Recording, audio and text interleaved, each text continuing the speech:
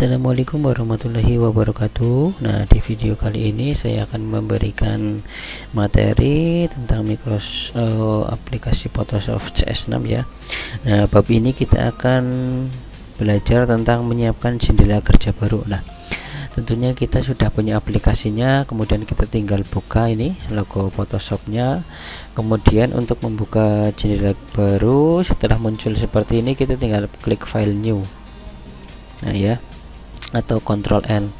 Nah, kotak dialognya akan ditampilkan. Pada kotak isian nama, ketika nama jendela kerja baru yang kamu inginkan. Nah, di sini kan namanya untitled, boleh dikasih nama misalnya contoh ya.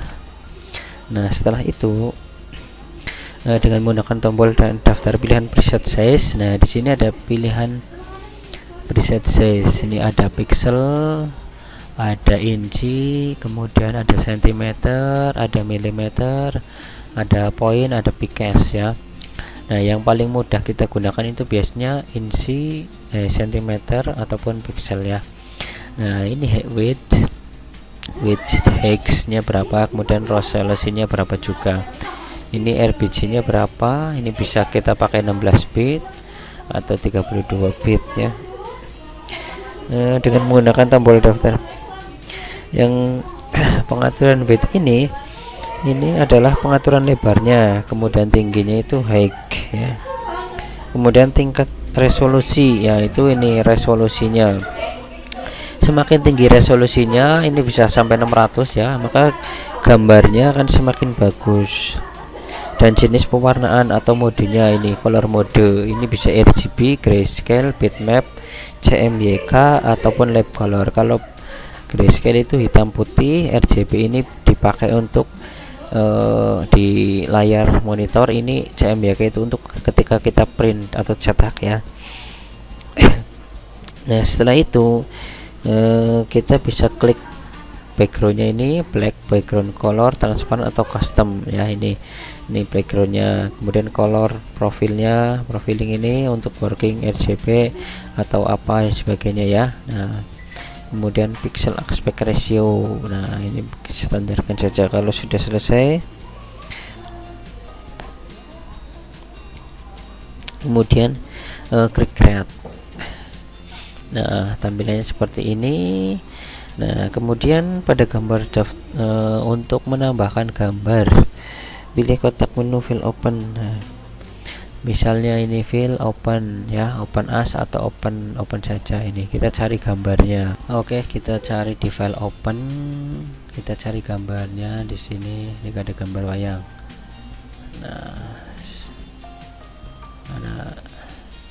Nah ini ya, ini hapus.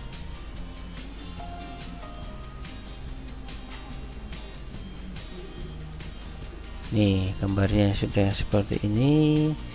Kemudian gunakan supaya untuk membuka file dengan nah, setelah itu kita menampilkan ikon tersembunyi. Nah, ini kan gambarnya sudah tampil. Nah, ini di layar. Nah, ini kenapa backgroundnya terkunci, cara membukanya tinggal klik 2 kali saja, kemudian oke. Nah, ini kita bisa menghapus background belakangnya ini ya, dengan cara magnetic lasso bisa nah,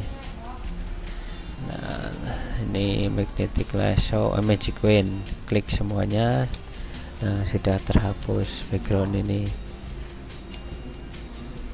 Nah, seperti ini ya. Ini kalau mau zoom, kalau mau memperbesar, bisa diklik yang bagian ini ke sini dulu. Nah, ini diklik kontrol, diklik alternatif di keyboard, kemudian mouse-nya didorong ya.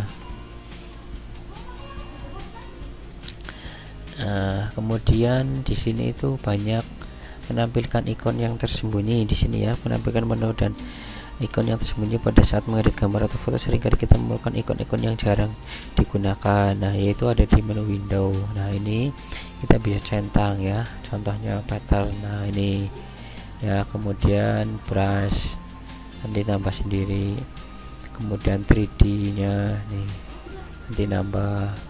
Nah, ini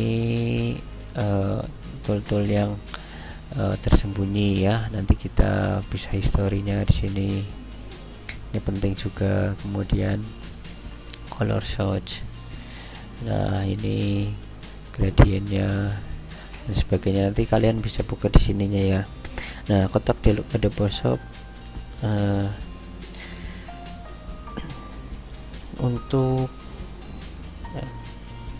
untuk mengganti warna atau gambar di sini, atau mengganti background, kita bisa tambahkan layernya di sini ya,